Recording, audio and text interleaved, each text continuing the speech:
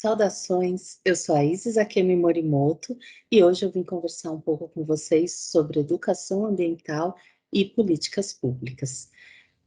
Peço licença para compartilhar minha tela, vou colocar uma apresentação em PowerPoint. Complementando então a minha apresentação, eu trabalho no Núcleo de Educação Ambiental do IBAMA em São Paulo, sou analista ambiental, graduada em Ecologia e em Direito, e fiz mestrado e doutorado na área de Educação Ambiental, com ênfase em popularização de direito ambiental. O roteiro da nossa conversa hoje, então, vai passar por um breve histórico da educação ambiental, questões conceituais e metodológicas, correntes, classificações, algumas ações em âmbito federal, a educação ambiental como política pública e o exemplo da Comissão Interinstitucional de Educação Ambiental de São Paulo, CIE-SP.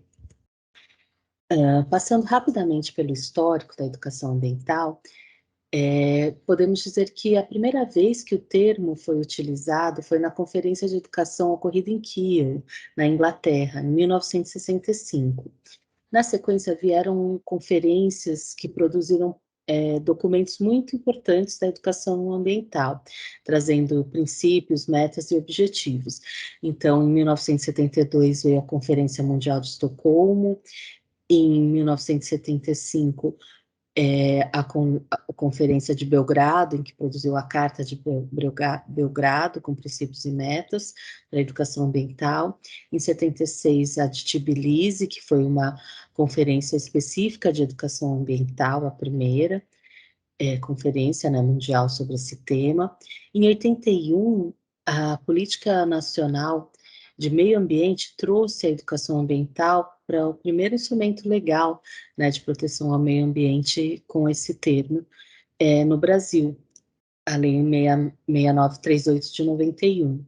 E depois, o tema educação ambiental entrou na Constituição Federal de 1988, dando ainda mais importância a essa área, né, do conhecimento de atuação. Depois, em 1991, o Ministério da Educação publicou uma portaria específica para a educação ambiental. Em 92 veio a ECO 92, onde foi lançado o Tratado de Educação Ambiental para Sociedades Sustentáveis e Responsabilidade Global, que foi construído até com amplos diálogos promovidos anteriores à ECO 92 e que culminou nesse documento com participação de diversos países e educadores ambientais do mundo inteiro. Em 1994 foi instituído o PRONEA, Programa Nacional de Educação Ambiental, e que já foi aí reeditado algumas vezes, né? Atualmente está na 5ª edição, foi publicado em 2018. Em 1999 veio a Política Nacional de Educação Ambiental, a PNEA, seguida aí do seu decreto, né, a publicação do decreto em 2002. Em 2003 foi criado o órgão gestor da Política Nacional de Educação Ambiental, formado pelo Ministério do Meio Ambiente e pelo Ministério da Educação, e o Comitê Assessor. 2012 veio a Rio+20, em que o Tratado de Educação Ambiental também foi bastante discutido, foi criada a rede do tratado, com educadores também de diversas partes do mundo, e fortemente, né, do Brasil. Em 2012, o MEC estabeleceu diretrizes curriculares para a educação ambiental. Em 2018, em São Paulo, um marco, né, foi criada a CIEA de São Paulo, que começou a funcionar mais efetivamente em 2020, após um processo de seleção aí dos membros, né, da CIEA. Em 2021 foi entregue uma minuta do Programa Estadual de Educação Ambiental, produzido aí por um grupo de trabalho dentro da CIE de São Paulo, com a participação dos diversos setores representados pela CIEA, né, e convidados, participaram de oficinas para a construção participativa desse documento. Então, alguns eventos históricos aí que foram organizados na forma de uma bacia hidrográfica, né, dizendo que continuamos aí trilhando esse caminho da educação ambiental. Então, Passamos agora a falar um pouco sobre as correntes, né, as classificações da educação ambiental no Brasil. O professor Marcos Sorrentino, em 1995, apresentou na sua tese de doutorado 4 vertentes da educação ambiental praticadas no país, eh, que ele chamou de conservacionista, educação ao ar livre, gestão ambiental e economia ecológica. Na sequência, em 97, a pesquisadora Lucy Sauvé criou novas chaves de classificação da educação ambiental. Foram 3 chaves: a educação sobre o meio ambiente, né, voltada aí ao conhecimento, a criar conhecimentos e habilidades relativos a interações com o meio ambiente, baseado na transmissão de fatos, conceitos, e onde o meio ambiente se tornava o objeto do aprendizado.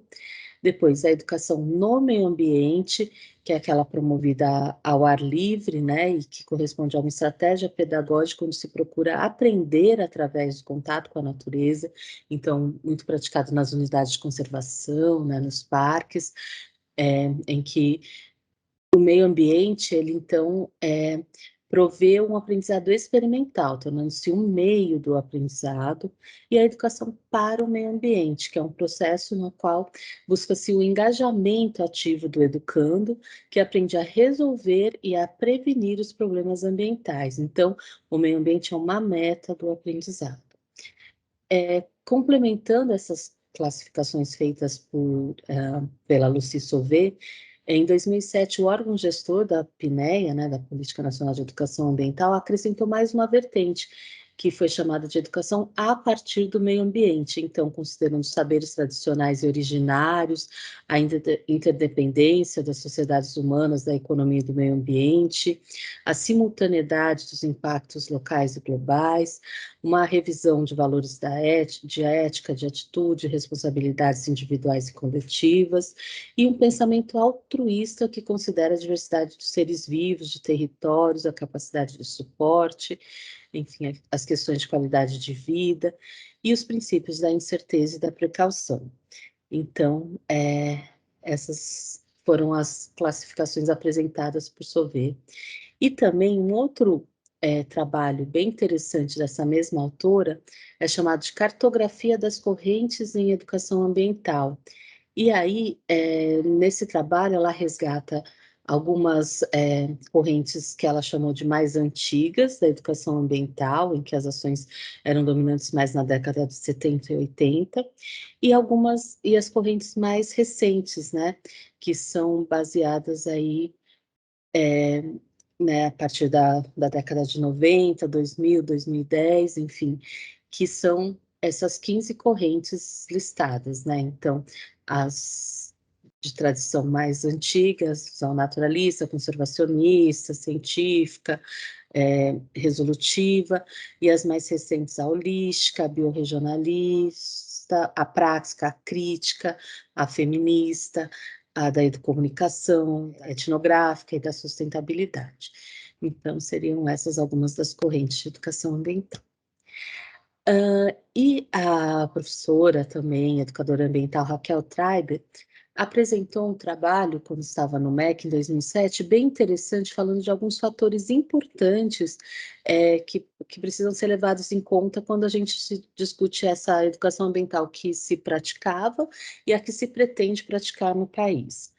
E aí esses pontos levantados por ela são a crescente crítica contra a ingenuidade do modelo convencional de educação ambiental, a ausência de resultados palpáveis atribuídos à educação ambiental, a mudança do contexto do ambientalismo, que deixou em segundo plano as atividades preservacionistas e conservacionistas para atuar em primeiro plano na construção de espaços públicos participativos de negociação da gestão ambiental e a necessidade de se buscar o enfrentamento político dos conflitos socioambientais.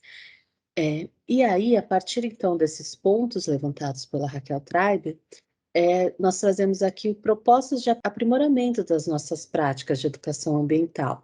Então, que as nossas práticas sejam cada vez mais dialógicas, continuadas, emancipatórias e críticas, ou seja, que venha em contraponto àquelas práticas que eram prescritivas, né, dizendo faça isso, faça aquilo, sem uma análise reflexiva sobre todas as questões, as causas, e todas as inter-relações sociais, econômicas, culturais por trás, né, de todas as problemáticas ambientais, e também em contraponto àquelas práticas pontuais, panfletárias, em que não havia diálogo, né, então nós propomos que a gente pratique algo diferente. E que as nossas práticas também estejam inseridas nos contextos da gestão dos conflitos socioambientais, para de fato ir na causa dos problemas, né? E seja incentivadora da participação qualificada nos processos decisórios, que considere os indivíduos e as comunidades em toda a sua complexidade espiritual, cultural, emocional, enfim, e que seja passíveis de serem monitoradas e avaliadas, no sentido de sempre se aprimorarem e se integrarem com outras práticas, otimizando aí todos os resultados e todas as práticas em educação ambiental. E aí até, como exemplo dessa possibilidade, né, de avaliação e monitoramento, eu trago aqui a plataforma, né, da Monitorear, desenvolvida pela ANPEA, que é a Articulação Nacional de Políticas Públicas em Educação Ambiental. Essa plataforma, ela traz algumas dimensões e indicadores para se avaliar as políticas públicas de educação ambiental no país. Então, fica aqui uma dica de um site para vocês pesquisarem e conhecerem, e um site não, uma plataforma, né? E aí tentar fazer a autoavaliação dos processos e políticas públicas de educação ambiental que vocês estão desenvolvendo.